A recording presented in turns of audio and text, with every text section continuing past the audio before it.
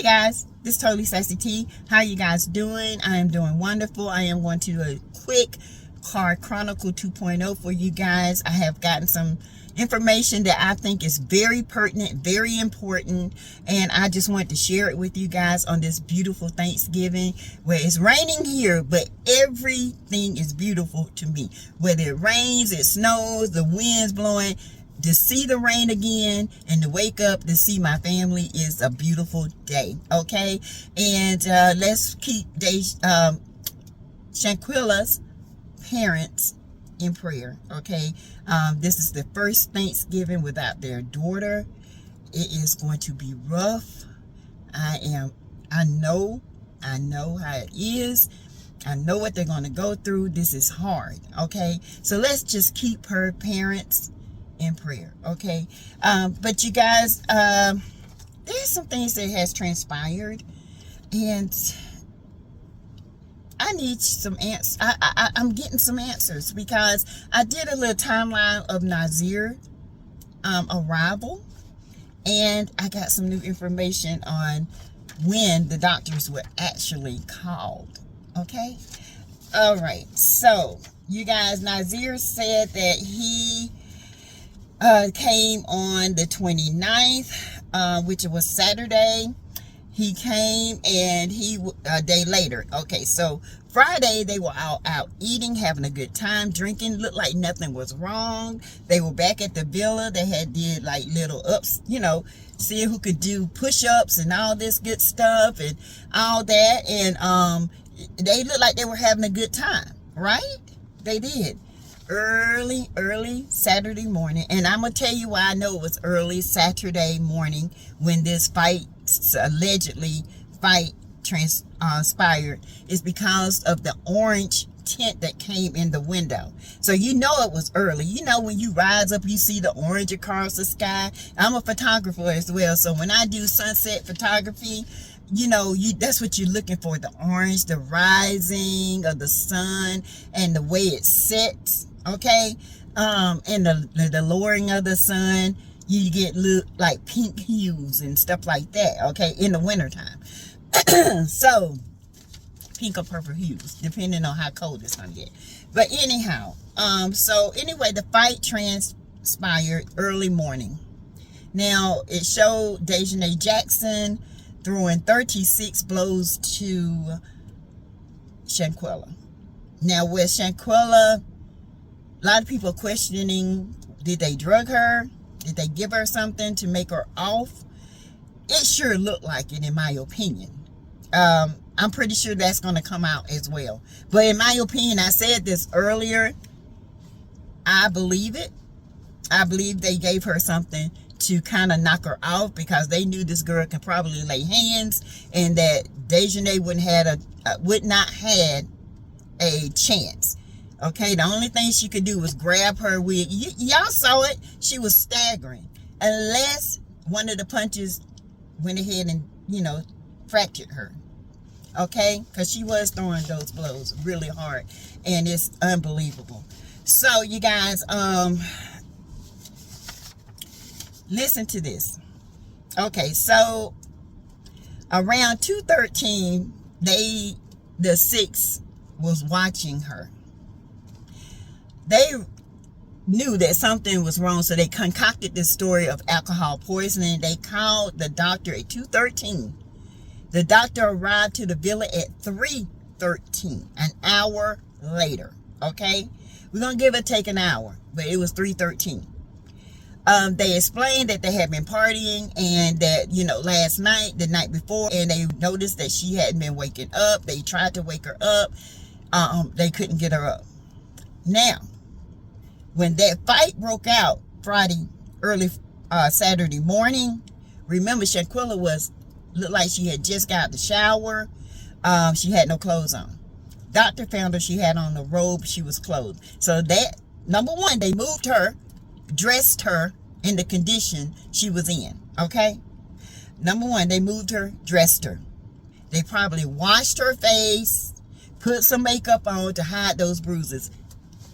In my opinion, I'm looking at them trying to cover their tracks. Okay, y'all, we got to make her up a little bit, you know, do this, do that, put some makeup on there, yeah. To me, allegedly, in my opinion, okay. So the doctor arrived. They explained she had too much alcohol. So the doctor went on what was said. She tried to start an IV. It was unsuccessful. I told you guys this in a earlier video. She tried to administer medications orally, but she never did wake up. So as a physician, as a nurse like I am, I'm like, okay, she's not waking up even to calling her name. I'm shaking her. She's not waking up. Something is wrong. The doctor knew there was something different. She said, we need to take her to a facility. The six was like, but all you have to do is give her, some IV fluids. That's all that's wrong with her. Then the doctor noticed her vital signs were going down. Winter called the ambulance.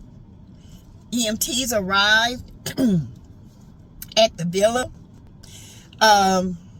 There were 14 rounds of CPR. 14 rounds, okay? CPR. There were 5 doses of adrenaline. There were 6 electrical shocks given. And she was pronounced at 5:57 that she went to rest. Nazzer said that, he left Dallas at 10:29. The flight was 5 minutes early, so they left at 10:25. 10:24, 10:25. He arrived in Cabo at 12:19. Okay? 5 minutes early, because they were supposed to get there at 12:25. Okay, he came through customs. He said he called them. He said that one of the 6 said that, Shanquella wasn't feeling well, and that, they were hungry, they're going to go cook, and they, got her laying down, and she didn't feel good. So he said that he took a cab, or the driver took him to the villa from the airport, which is 36 to 38 minutes long without traffic. Okay. Nazzer said the traffic was very heavy that day. He said, and it took them like 30 extra minutes to get there because it was so heavy. And the time he got there, I can believe that, because when you land and people are coming in to get on the plane, people are coming out to, depart the plane, it could be a little hectic trying to get to your destination. So, 12:19, he had to go through that. Let's give him an hour to get everything through customs and all that stuff. So we're going to say 1:19. He said he arrived there around 2:15, 2:16, somewhere around there. Okay. He said he walked in, he was recording.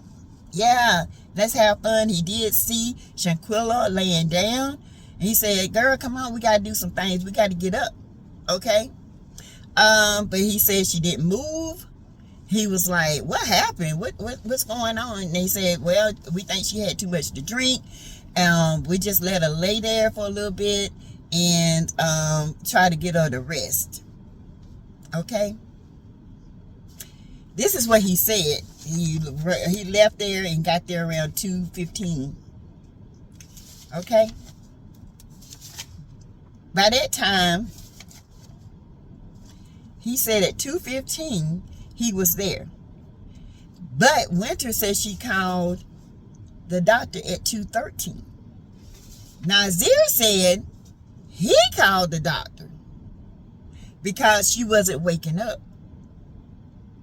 Somebody lying. Somebody lying.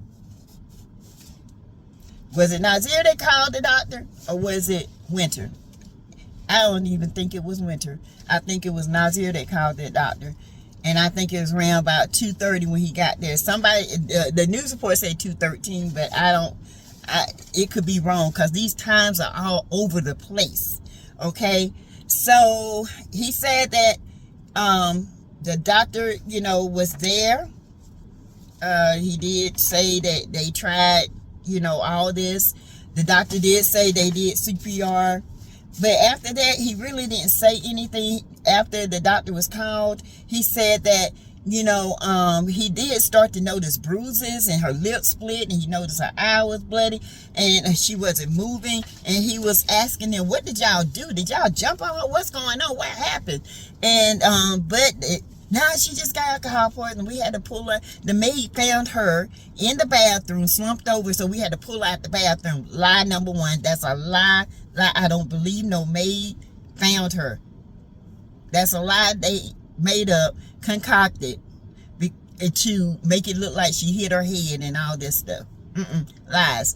So you guys, that is what I have. Okay, so it's very sketchy because Nazzer said he called the doctor. Winter says she called the doctor. She said she called the doctor at 2:13. Nazzer said he called the doctor when he got there, about 30 minutes after he got there, because he noticed that she wasn't doing good. She didn't look good. He started noticing the bruises. But where is the video, Nazzer? That would save you. Where is your video? That when you came in that house and you saw her that way, where is your video? Because something is not adding up. Okay? Something is not adding up. So you tell me they got to fighting early that morning. This child suffered from that morning to 5:57. Then she had to endure 14 rounds of CPR. 14 electrical shocks. 5 doses of adrenaline.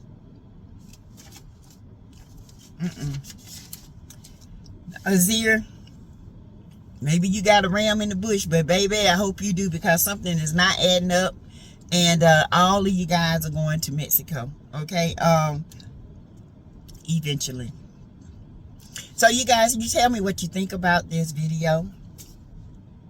I am so happy that these arrest warrants have been issued. I am so thankful. I want to see justice done. I hope they show this. I hope it is televised, because I want to see it for myself. I want to cover it. I want to see this to the end, because this young lady did not deserve to die like this. They took her dignity away. They took everything away from her, and she had no fighting chance, okay? And the parents would never have their child again. Their first Thanksgiving, within a week, 2 weeks before, after burying their child, they would never have that again. So these cowards need to be dealt with, and they need the swiftest sentences they can get. And by the report saying, especially at the Charlotte Herald, they were saying that they got plenty of evidence. And it's going to be swift, and it's going to be a quick trial. Because femicide has been proven. Yeah. All right, you guys. So tell me what you think. Like, share the video. Comment below, please. Keep the comments nice. Keep the comments respectful. I like to read my comments, and I like to comment back. But disrespect is not what we're going to do on this channel. We don't do that here. Okay, I know there are some young people looking. They're probably seeing my video and they're mad because I'm stumping toes. Okay, fine. If you're not guilty, why are you so mad? Okay, don't get mad, honey. When you're guilty, it shows. I just saying. So anyway, you guys, thank you for listening, and again, happy Thanksgiving. Thank you.